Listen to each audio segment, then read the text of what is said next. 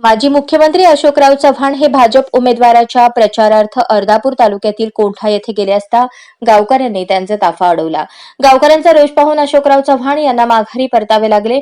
गाड्या परतल्यानंतर त्यावर दगडफेक करण्याचाही प्रयत्न काही तरुणांनी केला। माजी मुख्यमंत्री तथा राज्यसभा सदस्य अशोकराव चव्हाण हे महायुतीचे उमेदवार खासदार प्रतापराव चिखलीकर यांच्या प्रचारासाठी कोंढा येथे सोमवारी गेले असता त्यांना गावकऱ्यांच्या रोषाचा सामना करावा लागला। गावात एंट्री करताच त्यांचा ताफा गावकऱ्यांनी अडवला। यावेळी एक मराठा लाख मराठाच्या घोषणा तरुणांनी दिला। यावेळी अशोकराव चव्हाण यांना जाब विचारण्याचा प्रयत्न काही तरुणांनी केला। यावेळी पोलिसांनी जमा पांगवण्यासाठी प्रयत्न केला, परंतु गावकऱ्यांचा रोष वाढत असल्याचे पाहून अशोकराव चव्हाण यांनी माघारी परतण्याचा निर्णय घेतला। अशोकराव चव्हाण यांचा ताफा परत नांदेडच्या दिशेने निघाला। मराठा समाजासह इतर समाजाच्या तरुणांचाही समावेश होता।